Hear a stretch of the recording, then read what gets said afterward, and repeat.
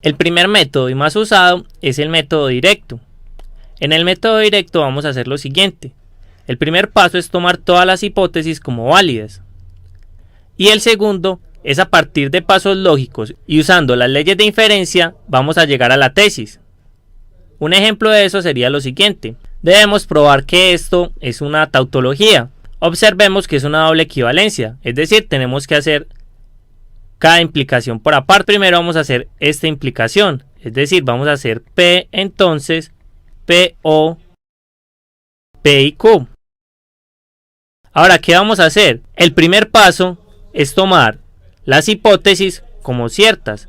Ahora, ¿cuáles son las hipótesis? Recordemos, son las que van antes del entonces. Esta sería nuestra hipótesis.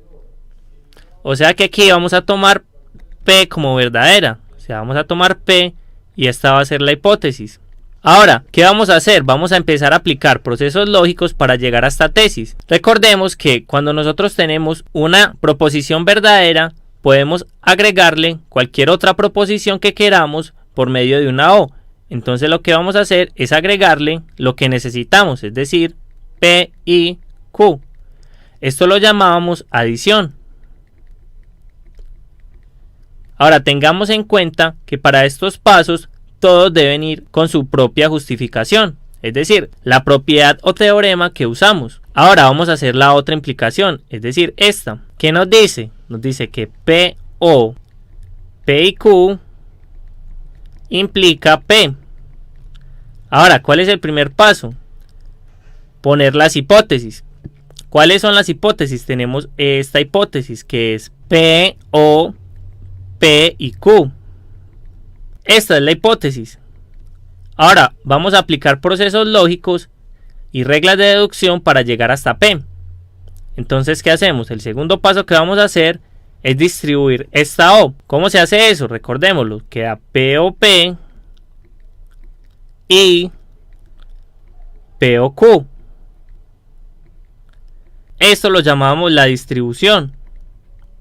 Voy a abreviar aquí. Ahora, ¿qué tenemos? POP, sí y solo sí, P. Esto era una de las tautologías que teníamos. Entonces, ¿qué tenemos? Que recordemos, las equivalencias nos permiten reemplazar. Entonces, vamos a reemplazar este paso de aquí por este. Entonces, el 3 va a ser P y POQ. Esto lo hicimos aplicando esta propiedad.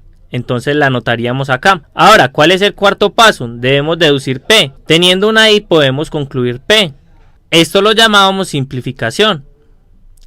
Y entonces, ¿qué tenemos? Que a partir de nuestra hipótesis llegamos a la tesis.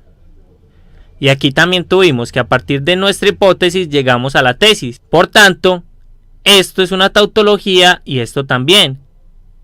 Y en consecuencia, esta va a ser una tautología. Es decir, probamos este resultado. Ahora veamos un ejemplo donde no sea con símbolos, sino con expresiones. Tenemos, por ejemplo, el siguiente ejemplo. El producto de dos números pares es par. Entonces, ¿cuál es la tesis? Lo que nos dicen es que si tomamos dos números pares, su producto va a ser par. Es decir, la hipótesis es que dos números sean pares. Y la tesis es que el producto sea par. Así. Dos números son pares, es la hipótesis. Y la tesis es que el producto de estos dos números es par. Entonces, ¿cómo haríamos nuestra demostración? Tomaríamos dos números, entonces por ejemplo A y B, que sean pares. ¿Qué significa que sean pares? Recuerden que se pueden dividir por 2. O lo que es lo mismo, que son 2 por algo. Es decir, A va a ser igual a 2 por otro número, llamémoslo C. Y B va a ser igual a 2 por otro número, llamémoslo D. Esto significa que A es par y B es par. Ahora, su producto es par, entonces multipliquemos. ¿Qué es A por B? Esto es lo mismo que 2C por 2D. ¿Y esto es igual a qué? A 2 por 2, 4, C por D. Ahora esto es lo mismo que si tuviéramos 2 por 2 CD. Es decir, A por B es 2 por algo. Es decir, A por B es par. Entonces, como nosotros tomamos las hipótesis verdaderas y concluimos la tesis, ¿qué tenemos? Que esto es verdad, es decir, esto es una tautología y ahí quedó nuestra demostración.